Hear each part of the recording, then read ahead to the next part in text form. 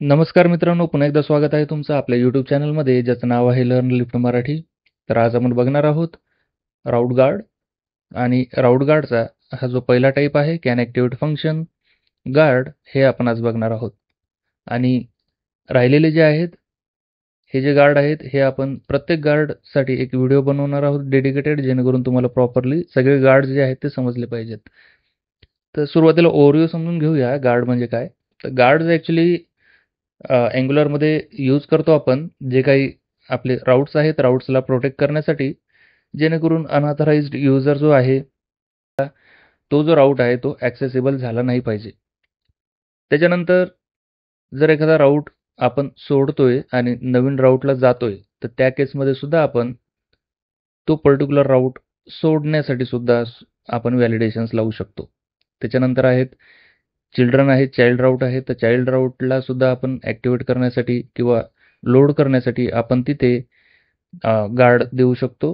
आणि त्याच्यानंतरच आणखी एक आहे की आपण पर्टिक्युलर जो राऊट आहे तो लोड करण्यासाठी सुद्धा आपण तिथे व्हॅलिडेशन्स लावू शकतो किंवा आपलं स्वतःचं एक लॉजिक लावू शकतो. त्याच्यानंतर आहे रिझॉल्व्ह फंक्शन. तर रिझॉल्व्ह फंक्शनच्यासाठी सुद्धा जर एखादा राऊट आहे तो लोड होतोय, तर तो लोड होण्याच्या आधी त्या राऊटमध्ये जो काही कंपोनंट लिंक केलेला आहे, त्या कंपोनंटला लागणारा डेटा आपण आधीच प्रीलोड करून ठेवत असतो. ठीक आहे, जेणेकरून जेव्हा एखादा युजर त्या कंपोनंटला व्हिजिट करेल, त्याला ऑलरेडी डेटा अवेलेबल असेल त्याच्यासाठी, तर डेटा लोडिंगचा टाइम आपला वाचतो. सगळेच गार्ड आहेत. चला तर मग बघूया आपण कॅन ॲक्टिव्हेट फंक्शन गार्ड जे आहे हे कशासाठी आपण यूज करतो आणि त्याच्याच नंतर याला आपण कोणत्या पद्धतीने डिफाईन करून कन्झ्युम करू शकतो ते. तर आपल्याकडे एक यूज केस आहे, तर तुम्ही पाहू शकता इथे. ज्यावेळेस मी लॉग इन पेजला एंटर करतो, तर इथे मी एखादा ईमेल आय डी टाकतो किंवा युजर नेम टाकतो आणि सबमिट करतो. तर त्यावेळेस जो युजर नेम आहे आपल्याला इथे दिसतोच आहे. परंतु आता ज्यावेळेस मी लॉग आउट करेल किंवा मी या पेजला रिफ्रेश करेल किंवा थोड्या वेळाने जेव्हा कधी तो सेशन आहे किंवा जी की आपण रीड करतोय, तर ती की निघून गेल्यानंतर मी याला किंवा सेशन एक्सपायर झाल्यानंतर मी याला रिलोड करतोय. तर रिलोड करायच्या टायमाला मला नेव्हिगेट याला ॲक्च्युली या चॅप्टर कंपोनंटला व्हिजिट करता नाही यायला पाहिजे. ठीक आहे. तर हे अशा पद्धतीचं आपण एक व्हॅलिडेशन लावणार आहोत आणि त्याच्यासाठी आपल्याला कॅन ॲक्टिव्हेट फंक्शन गार्डचा यूज करायचा आहे. चला तर मग बघूया. तर ही जी ऑथ सर्व्हिस आहे आपण क्रिएट केलेली आहे आधी. तर मागच्या राउटिंगच्या व्हिडिओसाठी. तर त्याच्यामध्ये आपण एक ॲडिशन केलेलं आहे local storage dot set item. ठीक आहे. आता हे कशामुळे केलं आहे आपण, की जेणेकरून जेव्हा पेज रिलोड होईल, तर त्यावेळेस ही जी ऑथ सर्व्हिस आहे याचा नवीन ऑब्जेक्ट तयार होतो आणि याचे जेवढे काही व्हेरिएबल्स आहेत ते सगळेचे सगळे डिफॉल्ट व्हॅल्यूने सेट होतात. तर त्याच्यामुळे काय होतं, की ही जी युजर नेमची की आपण जी आहे रीड करतोय, ठीक आहे, चॅप्टर कंपोनंटमध्ये, कारण की लॉग इन केल्यानंतर आपण रिडायरेक्ट करतोय चॅप्टर कंपोनंटला, तुम्ही ते पाहू शकता. बरोबर आहे, मेनूच्या आतमध्ये चॅप्टर आहे. क्रेडेन्शियल सेट करतोय, त्याच्यानंतर नेव्हिगेट करतोय. तर चॅप्टर कंपोनंटमध्ये जो युजर नेम आहे आपण ॲक्च्युली चॅप्टर नाही, परंतु इथे आपला मेनू आहे. मेनू कंपोनंटमध्ये एक सेकंड, नाउवर कंपोनंटमध्ये ॲक्च्युली आपण इथे युजर नेम रीड करतोय. तर इथे ॲक्च्युली याला काय असतं, की याला युजर नेम एम्प्टी मिळतं. कशामुळे एम्प्टी मिळतं? कारण की जेव्हा आपण पेज रिलोड करतो, तर त्याच वेळेस ही ऑथ सर्व्हिस जी आहे, कारण की आपण लॉग इनला जात नाही. आपण डायरेक्टली तोच पेज जो आहे, चॅप्टर पेज जो आहे तो रिफ्रेश करतोय. तर क्रेडेन्शियल सेट होत नाहीत आणि आपल्याला याची व्हॅल्यू अनडिफाईन्ड मिळते. ठीक आहे.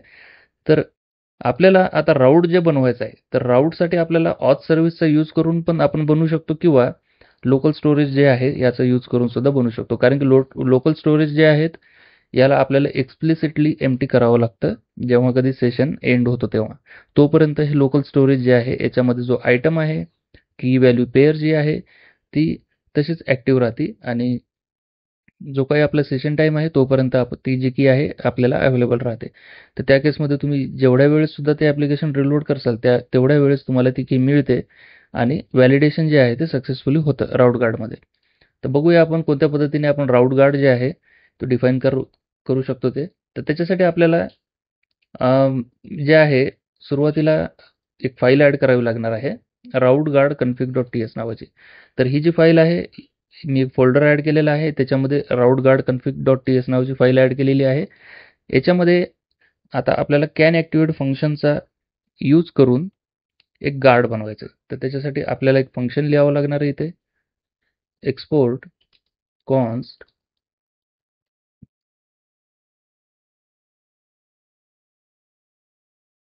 Can activate guard of type can activate function. ठीक आहे.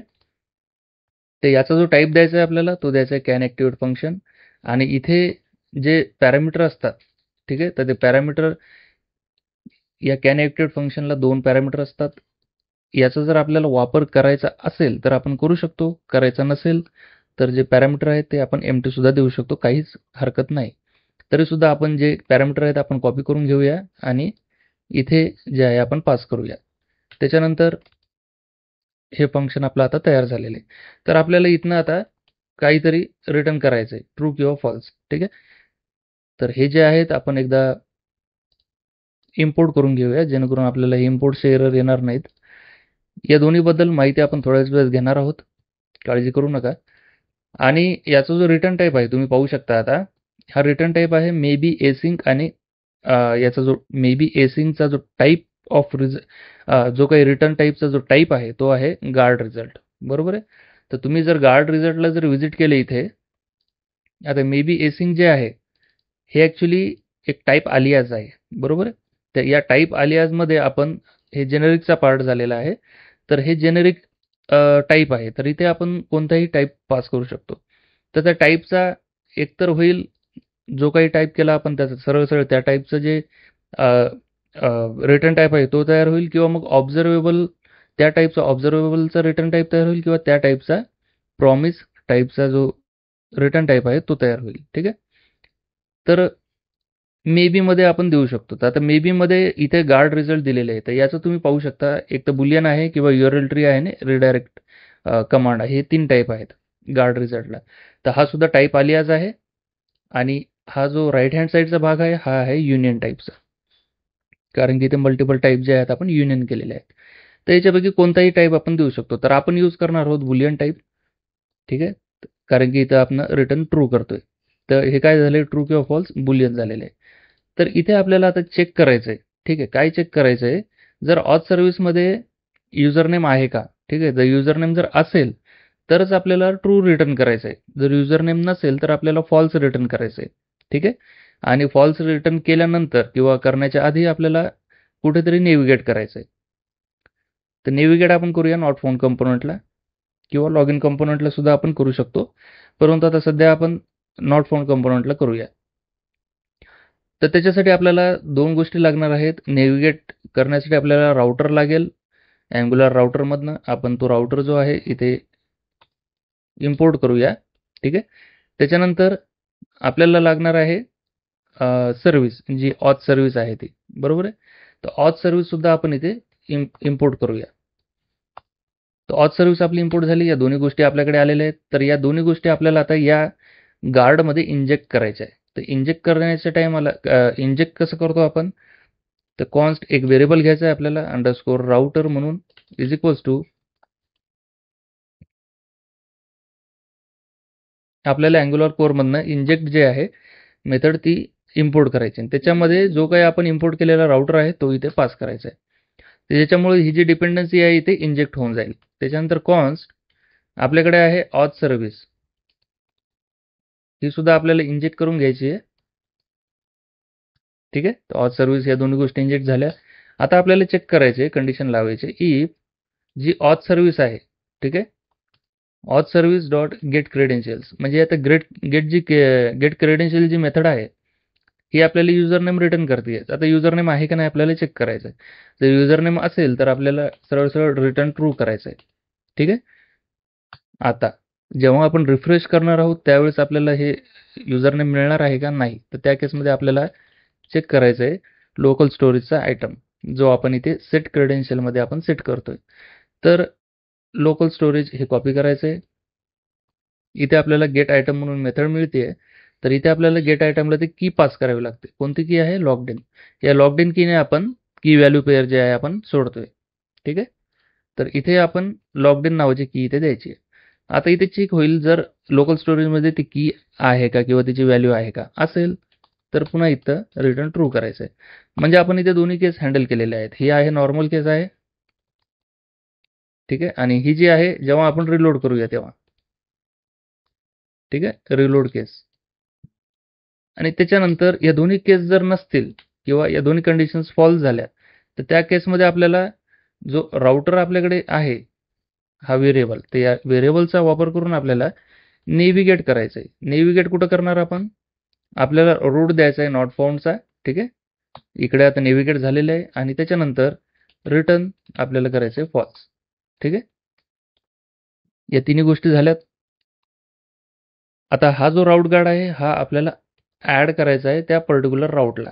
आता लॉग इन केल्यानंतर जसं मी तुम्हाला सुरुवातीला सांगितलं होतं की आपण चॅप्टर कंपोनंटला नेव्हिगेट होणार आहेत. मेनूजमधनं चॅप्टर मेनूमधला जो किंवा आता हा पॅरेंट राऊट आहे मेनूज याच्यामधला चॅप्टर. बरोबर आहे.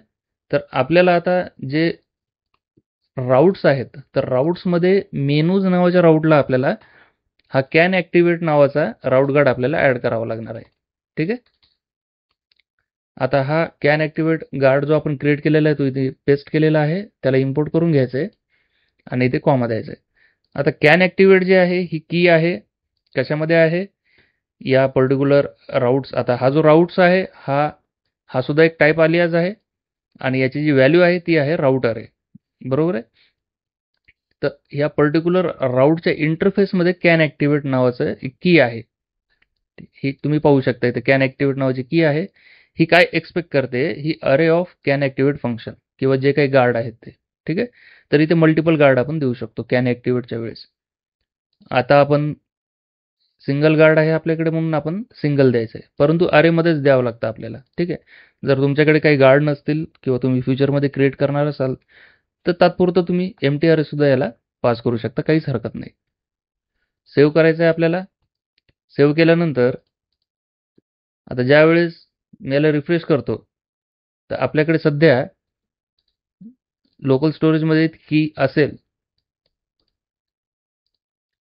जेव्हा आपण इकडे ॲप्लिकेशनमध्ये जाणार, ॲप्लिकेशनमध्ये गेल्यानंतर हे लोकल स्टोरेज नावाचं आहे. ठीक आहे. तर याच्यामध्ये आपल्या वेबसाईटचं URL आहे. तर URLमध्ये तुम्ही पाहू शकता लॉग्ड इन जी की आहे त्याची व्हॅल्यू आहे ही. बरोबर आहे. तर ही व्हॅल्यू मिळते म्हणून रिफ्रेश करताना काही इश्यू आपल्याला येत नाही आहे. आता जर मी ही कंडिशन काढली इथनं, ठीक आहे, ही एल्स इफची जी कंडिशन काढली इथनं, तर तुम्ही पाहू शकता नॉट फाउंड कंपोनंटला आता रिडायरेक्ट झालेलं आहे. कारण की त्याला युजर नेम नावाचं व्हेरिएबल मिळालेलं नाही आहे. कारण की जी सर्व्हिस आहे रिइनिशियलाइज झालेली आहे आणि युजर नेम जे आपण सेट करतोय ते लॉग इनच्या वेळेस सेट करतोय. ठीक आहे. तर आता आपण पुन्हा लॉग इनपासनं बघूया. तर ज्यावेळेस मी लॉग इन करेल इथे टेस्ट नावाचं आणि काहीतरी पासवर्ड टाकेल तर आता तुम्ही पाहू शकता टेस्ट नावाचं आपल्याकडे आहे. परंतु आता ज्यावेळेस मी रिफ्रेश करतो याला तुम्ही पाहू शकता नॉट फाउंडला जाते.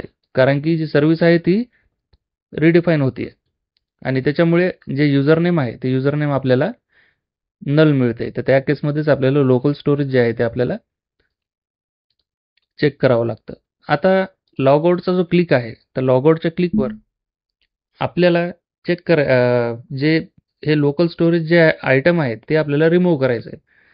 तर ते कसं करू शकतो आपण? आता लॉग आउट आपल्याकडे बटन आहे. बरोबर आहे. तुम्ही आता ज्यावेळेस इकडे बघसाल लॉग इन केल्यानंतर लॉग आउट बटन आहे आपल्याला. तर या केसमध्ये आपल्याला काय करायचं आहे, तो जो आयटम आहे तो आयटम लोकल स्टोरेजमधनं रिमूव्ह करायचा आहे. तर त्याच्यासाठी मेथड आपल्या सर्व्हिसमध्ये आहे. लॉग आउट मेथड आहे आपल्याकडे या बटनावर तुम्ही पाहू शकता इथे लॉग आउट बटन आहे आपल्या नवबारमध्ये. तर इथे जी सर्व्हिस आपल्याकडे आहे त्या सर्व्हिस इथे इंजेक्ट केलेली आहे ऑलरेडी तुम्ही इथे बघू शकता. तर आपल्याला काय करायचं आहे this dot service dot remove credential म्हणून एक मेथड आपण तिथे डिफाईन केलेली आहे. जर ही मेथड तुम्ही पाहिली तर ही युजर नेमला एम्प्टी करते आणि लोकल स्टोरेजमधनं तो आयटम जो आहे तो रिमूव्ह करते. तर आपल्याला याला सेव्ह करायचं आहे. आता आपण ऑलरेडी लॉग इन झालेलो आहोत. आपल्याकडे ती की आपल्याकडे अवेलेबल आहे आता. बरोबर आहे. तर ज्यावेळेस मी आता लॉग आउटवर क्लिक करतो, लॉग आउटवर क्लिक केल्यानंतर तुम्ही पाहू शकता ती की आता नाहीशी झालेली आहे. नाहीशी झाल्यामुळे जेव्हा मी आता रिफ्रेश करतो तर आपल्याला नॉट फाउंड कंपोनंटला आता आपण आलेलो आहोत. ठीक आहे. तर हे एक बेसिकली आपण एक गार्ड लावलेला आहे त्या रूटला. तर हा जो गार्ड आहे हा वर्क करेल कोणत्या केसमध्ये, ज्या केसमध्ये आपल्याकडे की असेल तर. ठीक आहे. तर आपण एक काइंड ऑफ व्हॅलिडेशन लावलेलं आहे. ठीक आहे.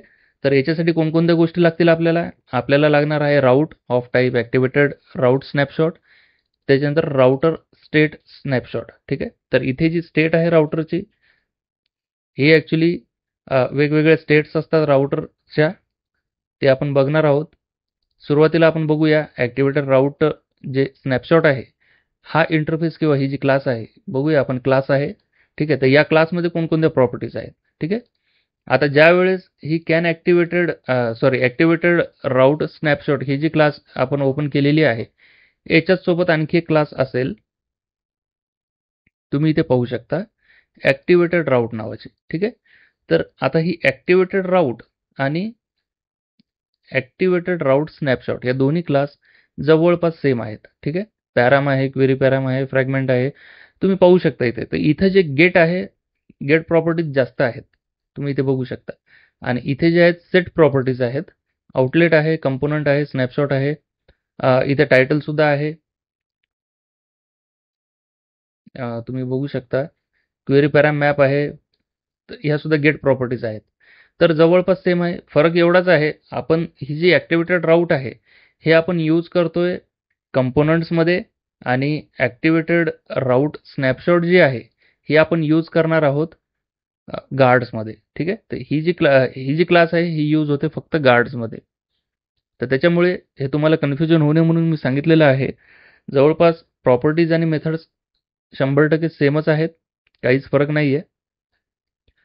हिचा जो यूज केस आहे किंवा आपण जे वापर करतोय या ॲक्टिवेटेड राऊट स्नॅपशॉटचा, याचा वापर जो आहे तो फक्त गार्डमध्ये होतो आणि ॲक्टिवेटेड राऊट जो आहे याचा वापर कंपोनंट्समध्ये होतो. जसं की आपण इथे टी शर्ट कंपोनंटमध्ये त्याचा वापर केलेला आहे. ॲक्टिवेटेड राऊट आहे आपल्याकडे. ठीक आहे. आणि याचा वापर करून आपण क्वेरी पॅराम्स, ठीक आहे, किंवा पॅराम्स या सगळ्या गोष्टी आपण रीड केल्या होत्या. हे अशा पद्धतीनं कंपोनंटमध्ये याचा वापर होतो. त्याच्यानंतर आहे बघा राउटर स्टेट स्नॅपशॉट आहे. तर हे सुद्धा ॲक्टिवेटेड राऊट स्नॅपशॉटलाच एक्सटेंड करतं. ठीक आहे. तर याच्यामध्ये आणि याच्यामध्ये जास्त काही फरक नाही आहे. हे जे राउटर स्नॅपशॉट आहे हे ॲक्च्युली एक्सपोज करतं टू स्ट्रिंग मेथड आहे आणि URL या दोनच गोष्टी एक्सपोज करतं. ठीक आहे. आणि त्यानंतर ही जी ट्री आहे, आता तुम्ही पाहू शकता हे सुद्धा जेनेरिकचा पार्ट आहे. ठीक आहे. तर ट्री आहे. तर याच्या कन्स्ट्रक्टरमध्ये आपण काय पास करतोय, ॲक्टिवेटेड राउटर स्नॅपशॉट पास करतोय. तर ज्याच्यामुळे काय होतं की जेवढे काही आपली हिरार्ची आहे राऊटची, ठीक आहे, कारण की कसं असतं रिअल टाईम ॲप्लिकेशनमध्ये खूप मोठे मोठे राऊट्स असतात, बरोबर आहे. तर जे एकदम रूट एलिमेंट आहे किंवा जे पहिला जे URL फ्रॅगमेंट आहे, ठीक आहे, तर तिथनं आपल्याला जर रूट ॲक्सेस करायचं असेल तर त्या केसमध्ये आपल्याला जी स्टेट आहे ती स्टेट आपल्याला यूज करता येते. ठीक आहे. आणि ॲक्टिवेटेड राऊट स्नॅपशॉटबद्दल तर तुम्हाला कळालेलंच आहे. तर अशा पद्धतीचं आहे. जी काही डिपेंडन्सी इंजेक्शन आहे या पर्टिक्युलर गार्डला लागणार आहे, तुम्ही इथनं ॲड करू शकता या इंजेक्ट मेथडने. ठीक आहे. तर अँग्युलर काय करतं, जे काही डिपेंडन्सी इंजेक्शनसाठी तुम्ही टोकन दिलेलं आहे ते टोकन याला या पर्टिक्युलर गार्डला इंजेक्ट करतं या इंजेक्ट मेथडचा यूज करून. ठीक आहे. तर त्याचा जो इन्स्टन्स आहे तो इन्स्टन्स आपल्याकडे इथे व्हेरिएबलमध्ये येतो आणि त्याच्यानंतर आपण त्या व्हेरिएबलचा यूज करून त्याच्यामधले वेगवेगळे जे मेथड्स आहेत, ज्या प्रॉपर्टीज आहेत आपण यूज करू शकतो. अशा पद्धतीचं डिपेंडन्सी इंजेक्शन आपण इथे देऊ शकतो. तर कॅन ॲक्टिवेट गार्ड, मला आशा आहे तुम्हाला हे कळालं असेल. मोस्टली याचा वापर जो आहे ऑथरायझेशन आणि ऑथेंटिकेशनसाठी होत असतो. ठीक आहे. तर आता नेक्स्ट लेक्चरमध्ये आपण बघणार आहोत कॅन डिॲक्टिवेट फंक्शन. तर मला आशा आहे तुम्हाला हे व्हिडिओ कळाला असेल. कॅन ॲक्टिवेट फंक्शनबद्दल तुम्हाला माहिती मिळाली असेल. आवडला असेल व्हिडिओ लाईक आणि शेअर करा तुमच्या मित्रांसोबत आणि चॅनलला सबस्क्राईब करून बेल आयकॉनला क्लिक करायला विसरू नका. धन्यवाद मित्रांनो, भेटूया आपण पुढच्या व्हिडिओमध्ये.